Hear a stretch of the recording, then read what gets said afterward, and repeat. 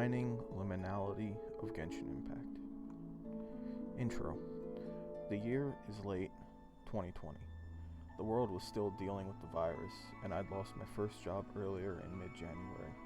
This was 2 months almost to the day before the outbreak and shutdown, and like I presume a large portion of people, I had not handled it well. I was working that job for close to 5 years, and despite it not being a very choice job, it was less toiling than where I would end up. To keep it brief, I didn't appreciate what I had and had to learn the hard way, which the after effects of this I still feel to this day. Due to the virus, everything had to shut down for quite some time. I mainly just did what any 23-year-old would do at the time, played video games, practically whatever I wanted until the world started to open up again. I'd switch around MMOs, World of Warcraft, and RuneScape. I'd get really deep into one until it home wrecked my life, and then for no other reason other than what Flames on Fire 1212 had called video game ADD. Basically the same circle of things I've been doing since getting my Nintendo 64 when I was 3-4 years old. A lot of things changed, but also stayed the same after everything shut down. I was always a quiet kid in school and kept to myself. After leaving high school, I went to an online college, which I had continued to attend until 2022, when I would finish my master's degree. It had been a good and pretty easy ride, all things considered. I worked, came home, worked on college materials for a few hours, and then did whatever I wanted to for the rest of the day. Life was pretty good and manageable. That worked until I lost that job, and then everything went into turmoil 2 months later. I remember the shutdown. I was concerned about how I was going to pay school back and continue my education for my PhD, which is what I'm pursuing now as of writing this. What came after was an unfortunate 2-year bout of depression, the shutdown itself being a catalyst, not a cause, as I've lived most of my life inside anyway. Really wasn't too different. Now, everyone had to kind of experience that same kind of life I'd live up to at that point. My depression came from a mix of losing my job, losing friend groups, childhood trauma that swept under the rug for a long time. I'm personally a consistent self-sabotager. A year into the shutdown, I'd end up working a third shift plastic factory job for 8 months that ruined what little happiness I did have. So what does all of this have to do with Genshin Impact? I'm setting the stage for what would become one of my favorite games ever, how it appealed and almost mirrored my life at the time, and to explore my favorite aesthetics and how Genshin managed to use a lot of those things that appeal to me, and how some of those things went away over time in the course of the game's updates.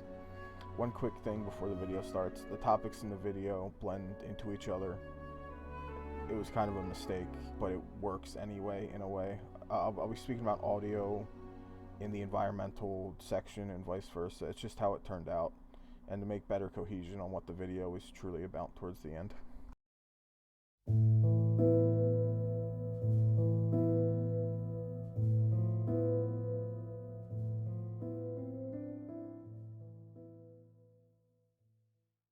We all know about the back rooms, liminal space images with unnerving music compilations, and binging the same Super Mario 64 iceberg charts at 3 a.m.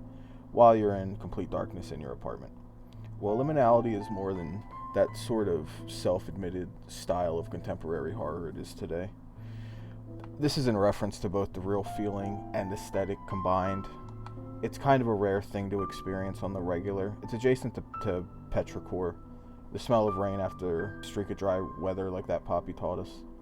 The concept is actually quite old. The first uses date back to the late 1800s, used to properly describe that in-between feeling you get at changing times in your life, typically just between major life changes. Although being somewhere like an airport terminal, it's possible to experience this too, or just a location where you haven't really been before. I believe this is a personal feeling that goes down to the individual. It's really not an everyday feeling, and I think that's important to point out. Are you able to oddly remember a specific time where you felt liminal? For me, it was the day I graduated high school. I had spent all the time after graduating looking for my favorite teacher, but I couldn't find him anywhere. Until I finally decided to just leave and go for the last time, and maybe I'd see him at a Friday Night Magic or something like that. And right as I turned to leave, he was there. It was almost like he was waiting for me, in a way. He was the last person I'd see in that place. When I went home, we took some pictures of me in my gown, and I was gifted my first stuffed panda by my grandma. And I remember just sitting there in my room with my childhood friend, my best friend, over 20 years now. we sat in complete silence for a few minutes because there was nothing to say. You know, like, this stage of my life was over, and, you know, I knew it, he knew it, and we just sat there for a couple minutes because it was like we basked in the liminality of the moment. It was very surreal. You know, the last 13 years had been a certain way, and that just ends abruptly. I mean, it's just a day, you know, it's just a day. So many decisions made for me, and now I was on my own. That's the closest I can remember that held the deepest liminal space feeling for me. And I'm sure you can think of your own. But this is why it matters. To encapsulate such a rare feeling through other mediums of experience, like a video game, is pretty impressive, and it's very characteristic of an artist's ability to create something beyond just enjoying what is there, with what kind of built-in appeal the media inherently contains. This is a more complicated discussion, and plenty of people have made videos on liminality, especially aesthetically through photography. But common aspects of liminality are loneliness, borderline on a complete level, being completely alone in a space, feeling like you're in an enclosed space of some sort, there's no exits, or there's kind of this advanced kind of darkness, limiting visibility at like orthogonal points. Another major consistency is using uncanny valley or items that are kind of just slightly off, just enough you can tell that something's off, and this is where Genshin comes in. How Genshin Impact captures liminality. Genshin Impact was released on September 28th, 2020. To refer back to the intro, the world was not in a choice state, and there was a lot of free time to go around. So this game came out at, unironically, the perfect time. The game came out to a lot of immediate fanfare, as the gameplay somewhat resembled Breath of the Wild. A lot of streamers had played it early on. My first introduction was watching Dyrus play, looking for Anemoculus around the big tree surrounded by the shrine and windwheel asters outside of Mondstat. The game was very appealing pretty much from the start, aside from all the gotcha tactics that put a gun to your wallet every time you logged in. There was a time early on when there was mainly just battle pass and roles that were easy to ignore to a certain degree, and that was about it. The game was something new. It was fresh and welcoming to a world literally tainted with the plague adjacent. At the same time, and this is where we're finally getting into it, the world was pretty big. Even early on, before you got the glider, and before you even spent primos on a free Noel, you're placed in front of a lake, you make your way around giant rolling mountains and hills that reach absurdly high into the sky. It was uncanny from the start, easily comparable to those liminal weird core videos like Kane Pixels, People Live Here. Keep that in mind for later. The art design feels like a modern cell shading, like if a GameCube game was remade today with maximum bloom and draw distance.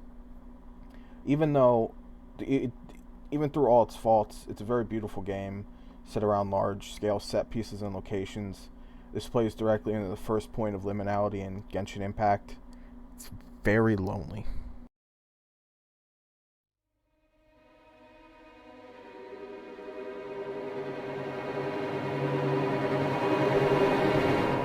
Loneliness of Genshin Impact. Genshin Impact, despite millions of players still daily, is typically a single-player game.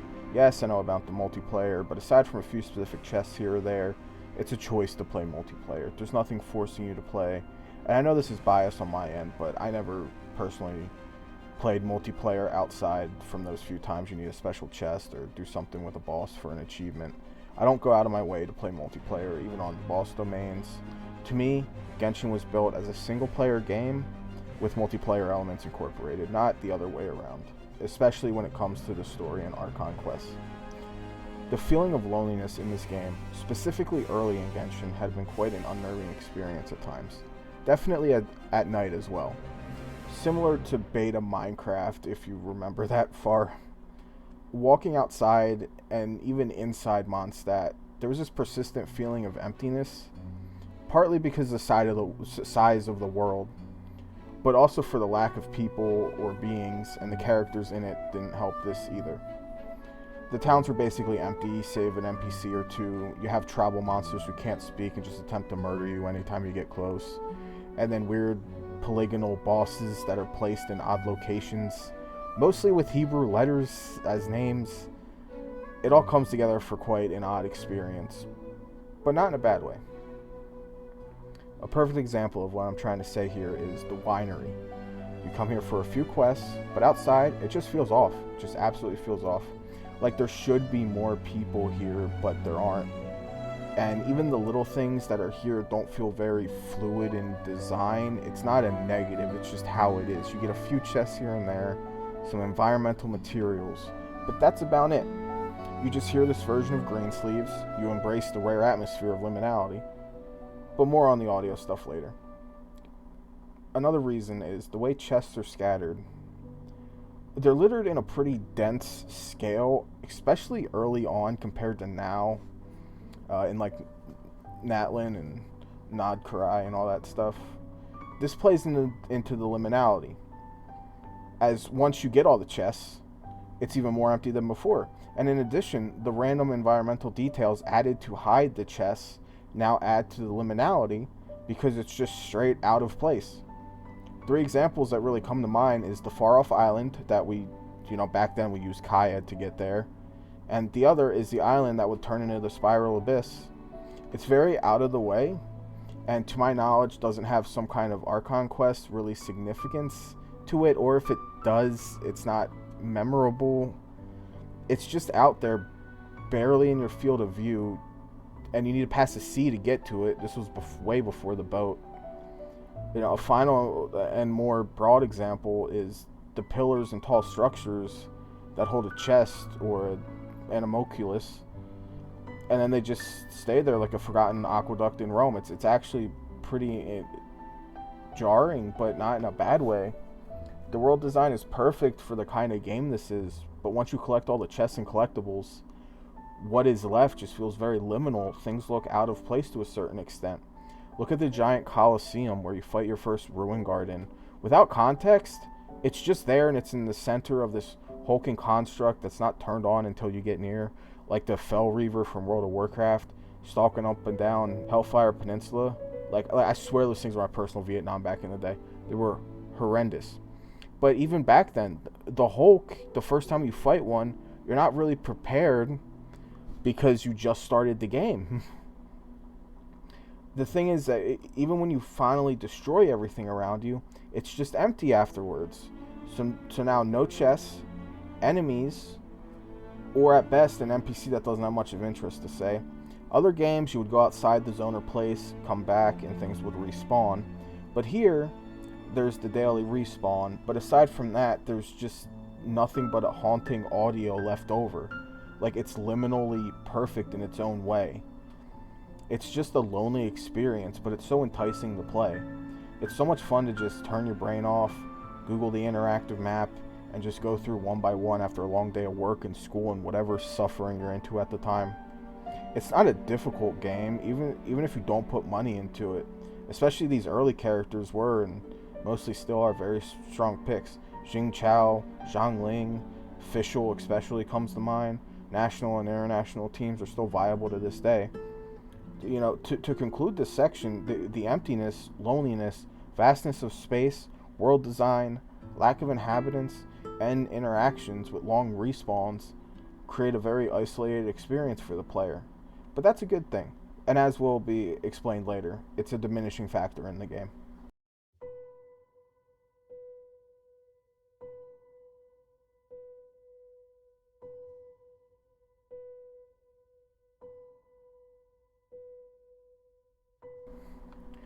Audio and Stormterror's Lair.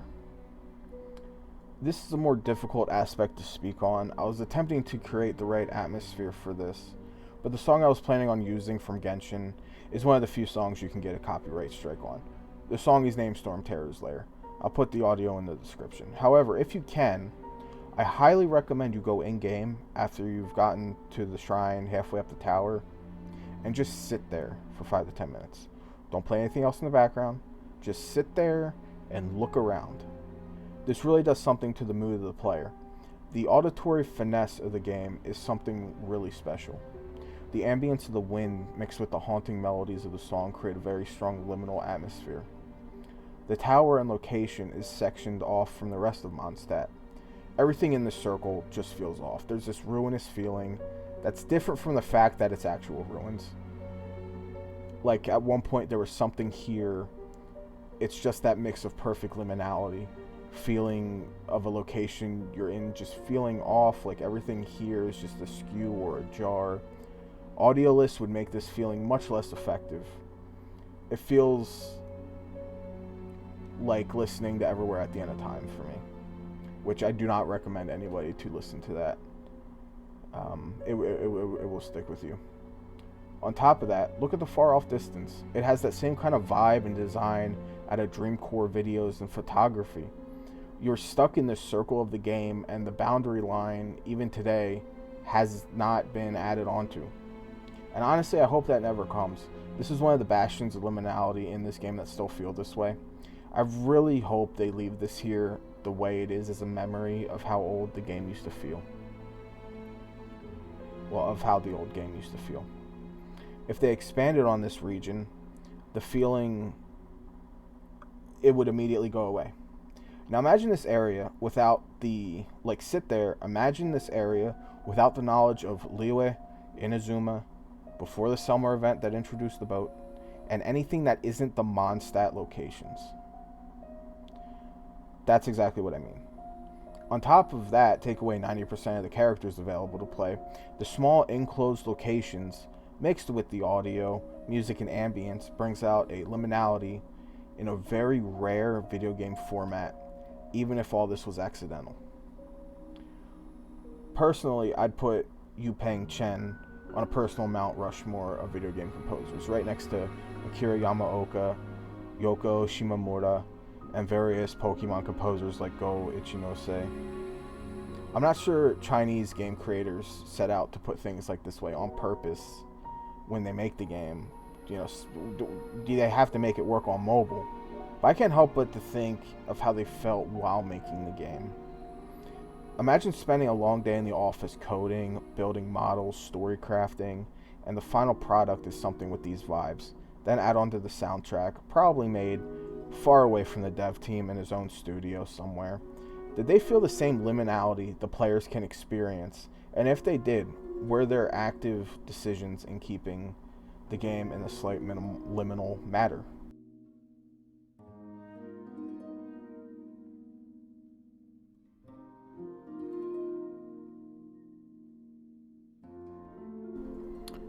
The decline. This isn't necessarily a negative.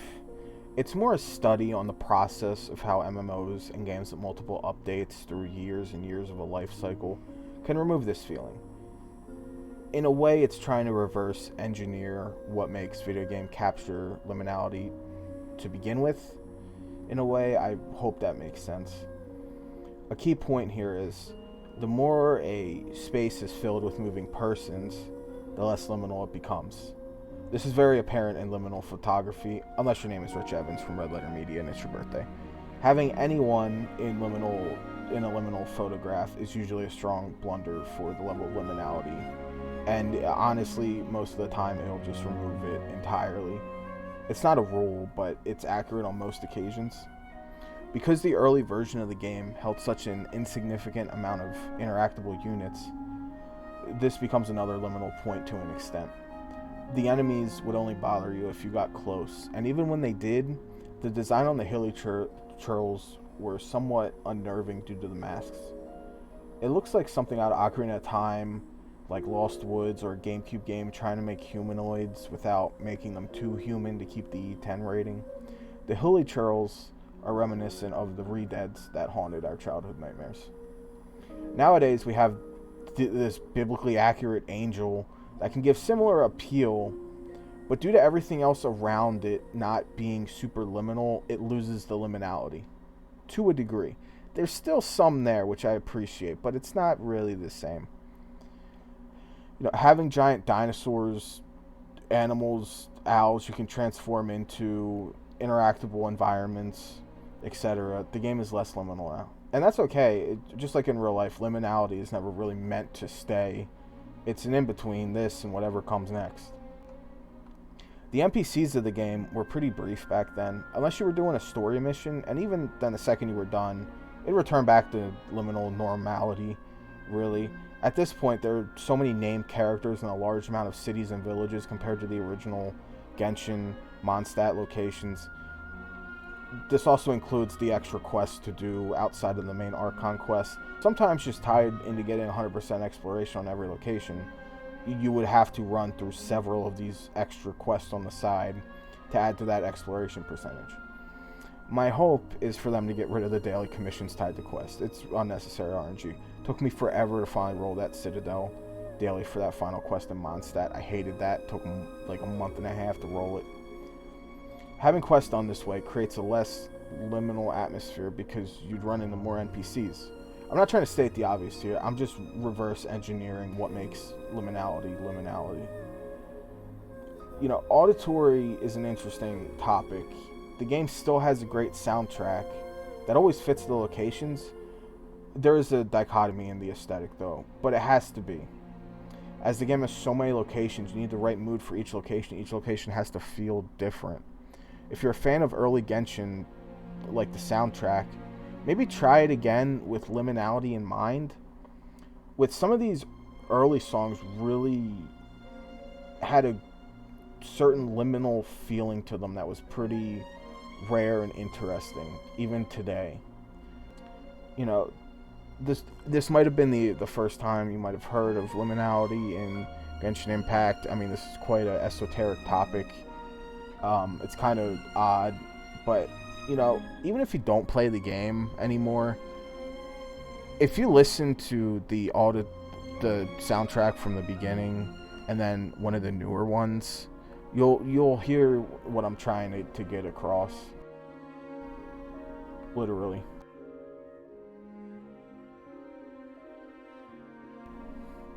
Why it matters. Altogether, this makes the liminality in Genshin Impact lessen over time into the state it is today, like a short-term radioactive decay. It's intriguing to look at the game today from where it came from, as the game can still be fun to play, although I personally see bleed through from other Hoyo games have leaked in quite a bit. The game is still enjoyable aside from the gacha elements. A final point.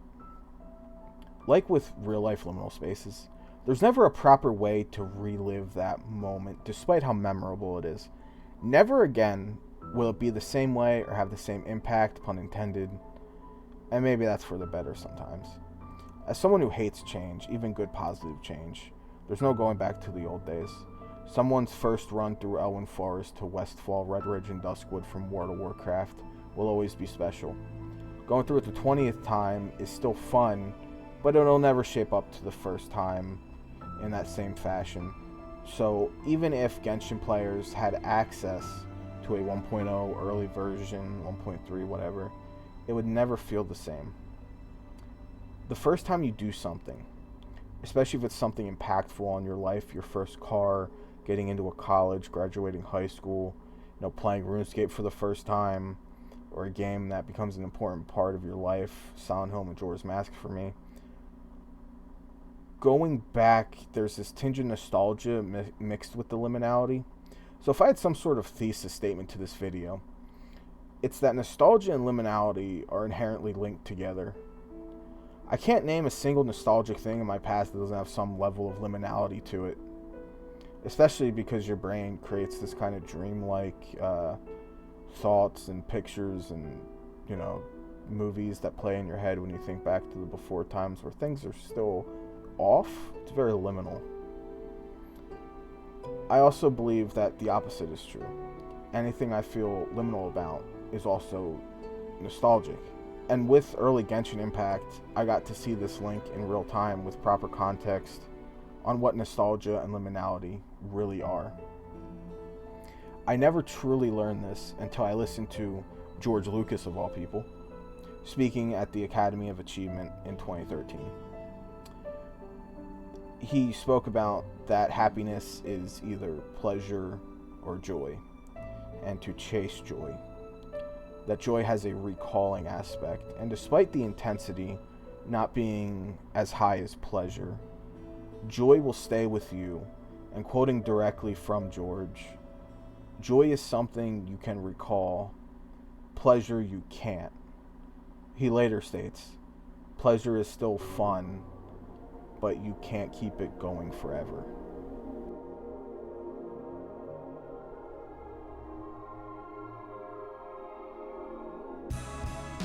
Endcard. As a bit, I wanted to write this in Impact font, but it was too bold to read. I just thought that would just be a funny thing on the side. Aside though, here are some personal side notes. I wish I bought the first battle pass, but I got a few others down the road, and I wish they didn't keep all the banners together, taunting me for times I didn't want to spend money. Overall, I wish I could have made this a little less opinionated and more academic, but I'm trying to find my proper voice here. I really enjoy the way Magic Mush and the Sphere Hunter do their videos. Sometimes trying to be too academic sounds well written and less opinionated, but it also becomes pretentious really quickly. And that's really not choice, because there's going to be some esoteric stuff on this channel very soon. It's going to get very esoteric very quick. On the other end, too much opinion, and then you hear I in every sentence, as well as personal stories that people may not care about much, especially early on, and that can get annoying sometimes. I'm trying to find the right mix, in a way I'm trying to get my liminality needed too, I guess. The difficulty in this project is definitely finding out why it matters, because I'm trying not to be too pretentious while talking about a inherently pretentious topic, at least to normal or normal adjacent people. 5 years can sort of be a stretch for nostalgia, but I think people in my generation, I'm 29, I think people in my generation, we grew up watching Cartoon Network, and the life cycle of a Cartoon Network show was, 2 to 3 years, not even. And then once it's over, it's just over. And some of those shows you can't even make DVDs of. Regardless, if this video intrigued you, I implore you to try it out. Do things in Natlan or Fontaine for an hour or two, and then do it in Mondstat, and especially Stormterror's Lair. You'll feel exactly what I'm trying to get across. I hope so, at least. Or if you look across from the top of the Valens Mountain and see as long as your computer can handle it, you can see the island in the distance, and it looks very nice, but also very liminal and odd. I may make another video discussing the Hebrew names of bosses and maybe implied meanings through the ancient Hebrew. Although I'm not sure how much of that side I want in these early videos. Thank you for watching and listening. Next video will be on my favorite show and how it made me want to do things like this again.